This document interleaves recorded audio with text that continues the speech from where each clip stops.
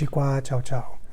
Dunque ragazzi, stasera vedremo un tutorial su una delle cose più richieste e che sembrano apparentemente più complicate della nostra Cupra Formentor, in particolar modo dell'infotainment, e cioè mi riferisco alla app Alexa, cioè l'installazione dell'app nel nostro infotainment e poi l'utilizzo corretto dello stesso. Molti chiedono come sia possibile installarlo, molti riescono a installarla, ma poi non riescono a utilizzarla.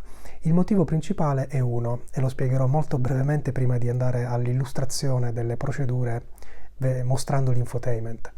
È il fatto che l'app si può installare facilmente, velocissimamente e gratuitamente, ma perché la si possa utilizzare è necessario fornire all'infotainment una connessione dati aggiuntiva.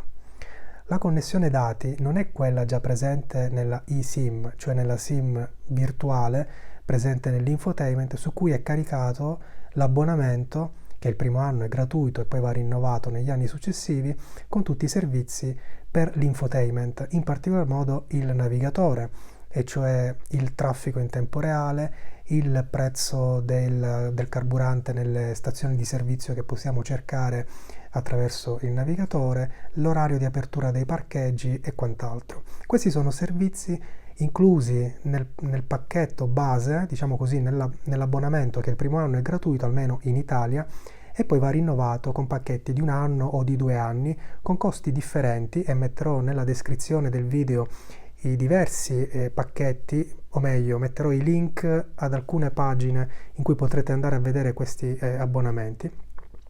I costi sono differenti a seconda del fatto che l'infotainment ha o no il navigatore. Se non ha il navigatore costa un po' meno, se ha il navigatore costa un po' di più, perché i servizi ovviamente richiesti sono maggiori. Ma questi dati che sono relativi a questi pacchetti non c'entrano nulla con l'utilizzo di servizi extra come appunto Alexa, oppure i media online o altri servizi che si potrebbero poi scaricare anche in futuro. Per questi servizi sono necessari dei dati aggiuntivi. Questi dati aggiuntivi si possono fornire all'infotainment in due modi molto semplici.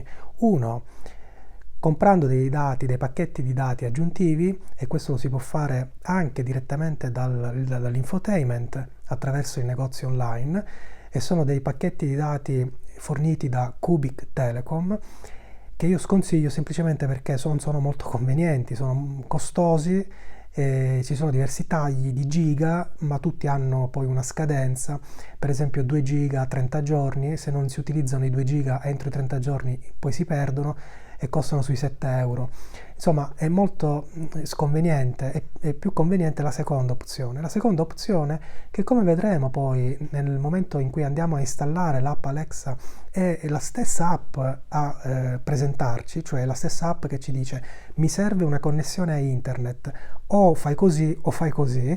Bene, questa seconda opzione, che è quella molto più facile e più conveniente, è utilizzare la connessione dati del nostro smartphone, quindi condividerla e fare in modo che il nostro smartphone funga appunto da hotspot per il nostro infotainment. A quel punto l'infotainment non utilizzerà più i dati della eSIM, ma utilizzerà per tutti i servizi, sia quelli del navigatore e sia per i pacchetti aggiuntivi che per le app aggiuntive che installiamo, come appunto Alexa, utilizzerà soltanto i dati del nostro smartphone. Quindi attenzione ad avere un piano tariffario che ci permette di condividere appunto il piano dati come hotspot con l'infotainment. Per cui questa è la grande differenza, ed è la prima, forse il vero unico elemento che genera tanta confusione. Alcuni nei vari gruppi su Facebook commentano: ma io ho l'abbonamento ancora attivo, oppure devo pagare 150 euro per avere Alexa. Non c'entra nulla, sono cose diverse. Per cui andiamo a vedere direttamente in auto tutti i vari passaggi. Dunque ragazzi, la prima cosa da fare naturalmente è installare l'app Alexa nell'infotainment. Lo facciamo ovviamente andando nel negozio dell'infotainment, negozio online. Come vedete al negozio online sono presenti, lo vediamo tra un attimo,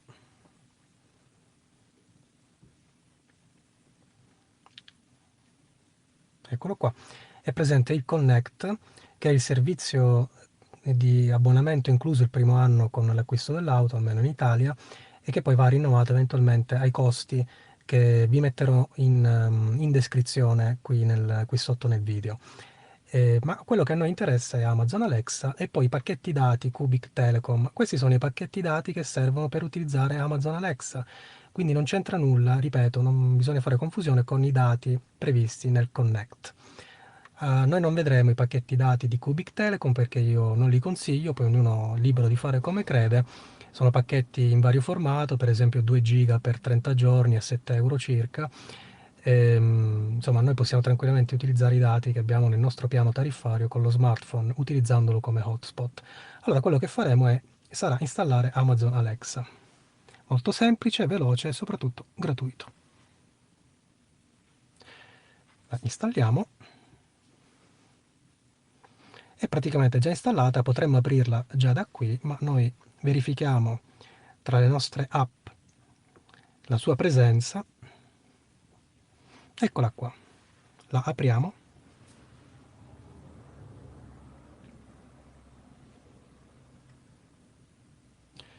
Chiede in quale lingua desideriamo continuare, italiano nel mio caso. Alexa ci ricorda per quali servizi la possiamo utilizzare e vedete soprattutto l'informazione più importante adesso, nessuna connessione a internet. Allora, per utilizzare Alexa sono necessari ulteriori dati, quindi non c'entra nulla il Connect che eventualmente già abbiamo o che andiamo poi a rinnovare con Cupra. Cosa possiamo fare? Allora, o acquistare i pacchetti di dati aggiuntivi, quelli che vi ho fatto vedere un attimo fa, il riquadro di Cubic Telecom, oppure molto semplicemente utilizzare lo smartphone come hotspot esterno e noi faremo questo. Allora, a questo punto noi non possiamo utilizzare l'app Alexa, naturalmente. Allora, chiudiamo. Cosa dobbiamo fare? Dobbiamo fare in modo che l'infotainment si attacchi a un hotspot. Quello che capita quando gli diciamo, per esempio, di collegarsi al wifi di casa, se ci troviamo in una zona in cui l'auto parcheggiata vicino casa, in garage, riesce a collegarsi al wifi di casa. In questo caso deve collegarsi al nostro telefono. Quindi io tra un attimo attiverò l'hotspot nel telefono che sto utilizzando per registrare questo video, quindi mi fermerò un attimo, attiverò l'hotspot, dopodiché riuscirò a far collegare l'infotainment al mio telefono. Ma vediamo come si fa. Allora andiamo praticamente nelle impostazioni, scorriamo fino a trovare Wi-Fi, eccolo qui, Wi-Fi. A questo punto diciamo all'infotainment di cercare un Wi-Fi. Quando attiviamo questo pulsantino, l'infotainment non utilizzerà più la eSIM inclusa. Ovviamente quella viene utilizzata, come vi ho detto, solo per alcuni servizi inclusi nel Connect. Va bene? Quindi attiviamo questo. Dunque sono passato all'iPad in modo da poter utilizzare il telefono come hotspot. Quindi come vedete nel momento in cui andiamo ad attivare la spunta qui per cercare il wifi, l'infotainment ci ricorda che se si utilizza la rete wifi la connessione dati integrata eSIM si interrompe, quindi noi non utilizzeremo più i dati della eSIM. A questo punto è attivata e ovviamente facciamo cercare il wifi. Io cosa farò adesso? Attiverò l'hotspot nel mio iPhone.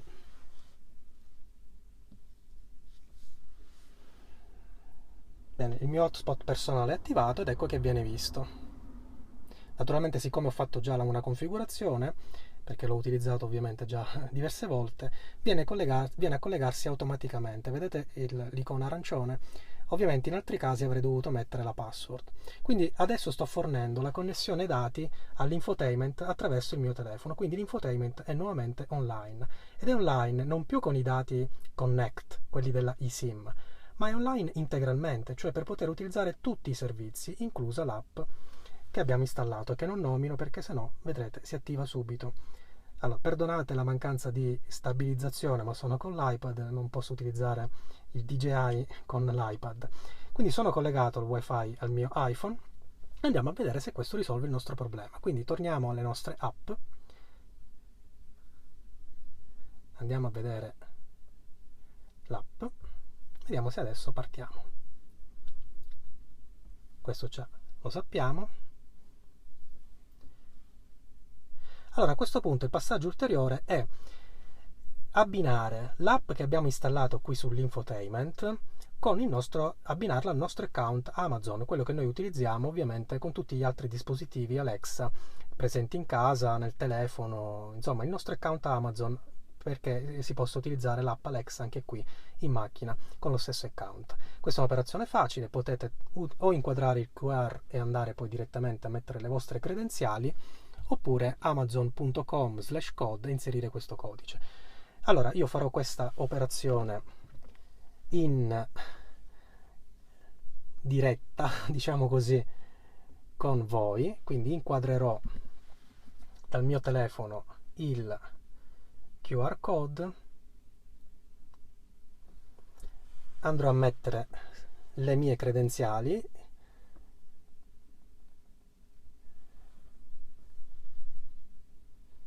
ecco, ho messo le mie credenziali nel mio telefono, si aprirà, eccoci qua, e quindi abbiamo operazione eseguita, riuscita.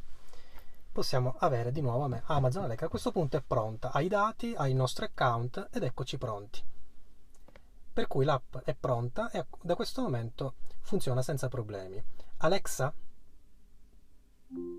quali sono le previsioni per domani a Taormina?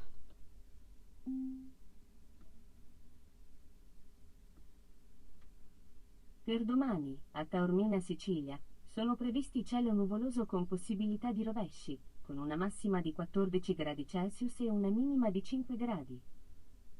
Perfetto, come avete visto funziona senza alcun problema. Ora vi chiederete, ma dovrò aprire ogni volta l'app per poter interagire con Alexa? Ecco che riparte. Ciao. Riprendo Amazon Music. Meglio di no. Alexa, stop. Non vorrei problemi di copyright. Come vedete, quando date il comando con il nome, che non ripeto in questo momento, compare una barra blu e un piccolo suono. Dovete sempre attendere che questo suono venga eseguito, perché altrimenti Alexa, ecco, stop, non è in grado di ricevere il vostro comando. Quindi è inutile parlare se prima non avete sentito il suono. Vi dicevo, dobbiamo necessariamente avere l'app aperta? No. Da questo momento lei, la chiamiamo così per non attivarla continuamente, da questo momento sarà sempre in funzione, sempre attiva. E quindi basterà dire semplicemente: Alexa, riproduci un po' di musica. Ecco una stazione che potrebbe piacerti. La vita è pop. Radio, da Amazon Music. Alexa, stop. Naturalmente questo significa che dovete avere anche, nel mio caso, presente un account Amazon Music, perché ovviamente l'app interagisce con Amazon Music e non con gli altri servizi. Alexa, riproduci la playlist Sanremo 2022. La playlist Sanremo 2022, da Amazon Music. Alexa, stop. Bene, direi che funziona molto bene. Un altro servizio che potete utilizzare è quello del navigatore. L'app è integrata col navigatore del sistema, questo significa che qualunque indicazione verrà poi caricata sul navigatore. Andiamo a verificare. Alexa, portami a Catania. Cerco indicazioni per Catania.